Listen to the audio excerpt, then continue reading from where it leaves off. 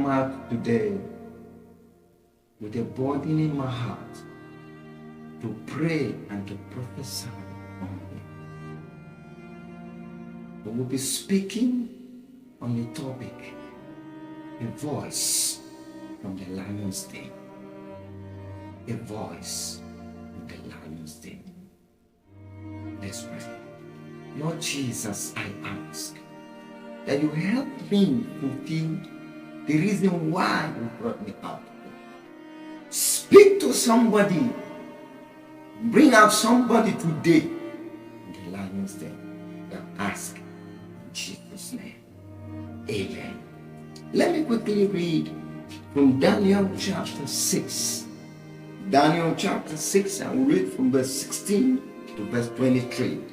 Daniel chapter 6 from verse 16 to verse 23. So the king gave the order, and they brought Daniel and threw him into the lion's den. The king said to Daniel, "May your God, whom you serve, continually rescue you." A stone was brought in place over the mouth of the den, and the king sealed it with his own signet ring and with the rings of his nobles, so that Daniel's situation might not be changed. Then the king returned to his palace and spent the night without eating and without any entertainment being brought to him, and he could not sleep. At the first light of dawn, the king got up and hurried to the lion's den.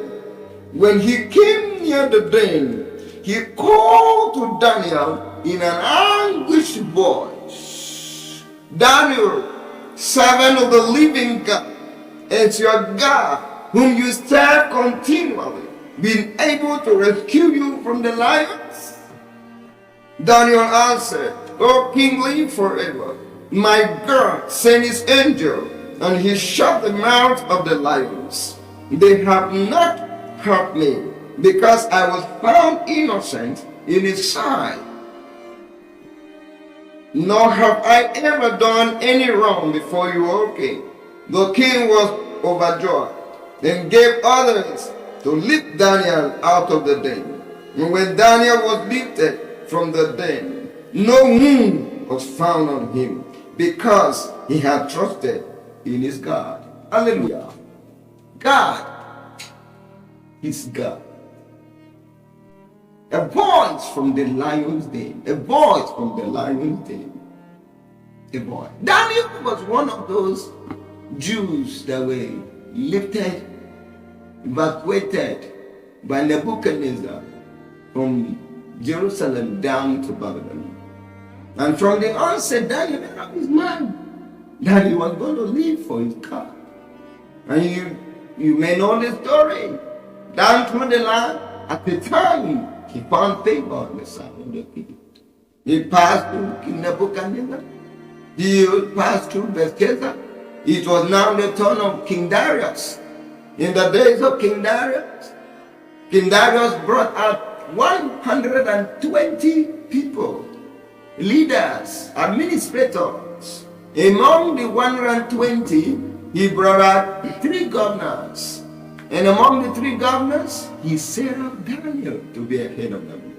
And so the people were angry.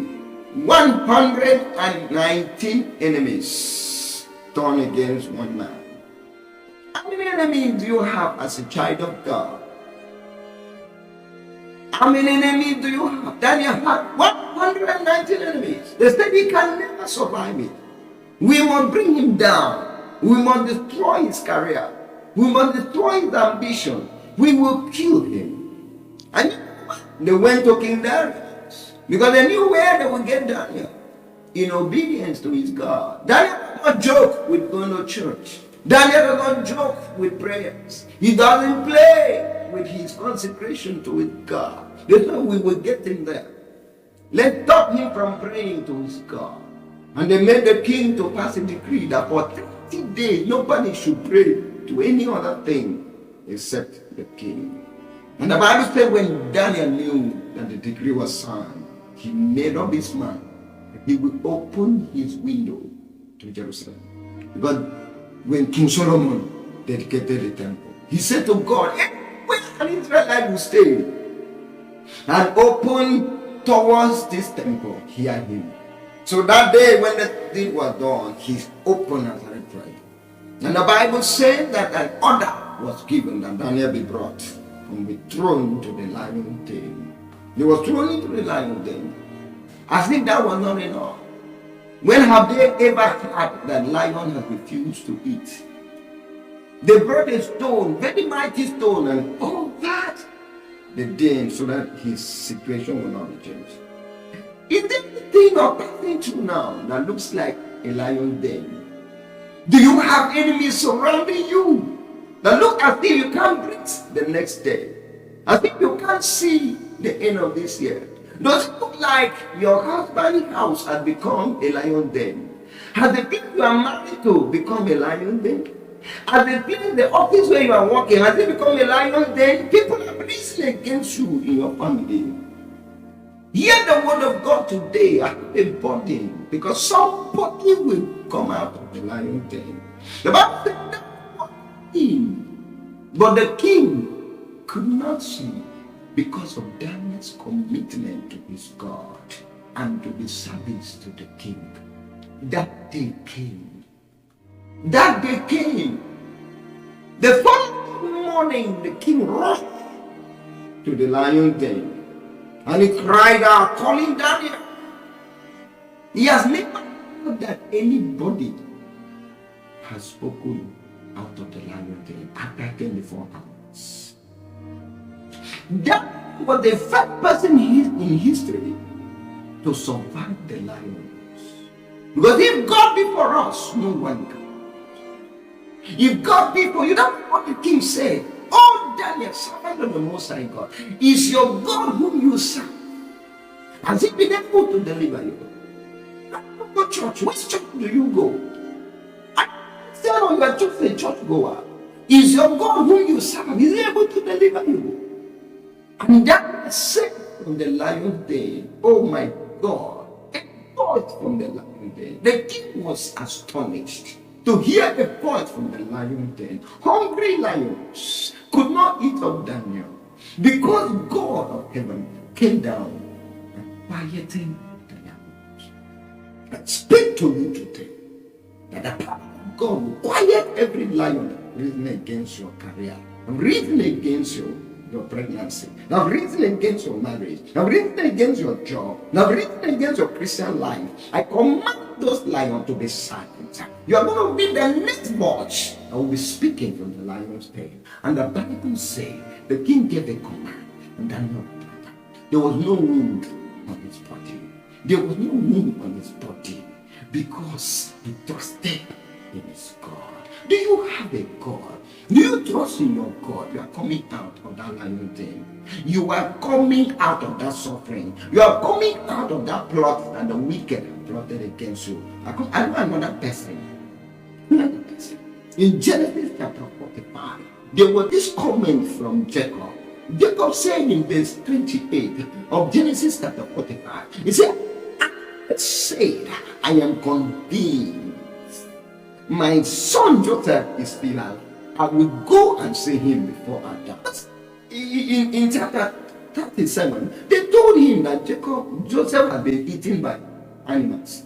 That Joseph had died. That Joseph is no more alive. But Joseph spoke. They heard Joseph's voice. Joseph, I'm going to hear his voice. Joseph's survival was like someone coming out of the lion's den, and Joseph survived. You will survive your own. You will survive your own. Wherever they have put you, wherever the enemies have put you, whatever they have tried to do, whether it is government that is plotting against you or an individual plotting against you, you are coming out of that. What about Peter? He had chapter 12. Peter came out. He came out. They locked him up. 4 battalions, God, fought against him. But the angel of God went in and brought out Peter. The Bible said in chapter 12 of verse 16 of Acts of the Apostle, Peter kept knocking at the door, where women were praying for him. When they opened the door and saw him, they were astonished. You are coming out. It's your turn to come out of that lion there. They were astonished that Peter could escape such iron prison, iron bar. I don't know what they have used spiritually to lock you up so that you will not marry. I don't know what they have used spiritually to lock you up so that you will not have a job. You are coming out of that life.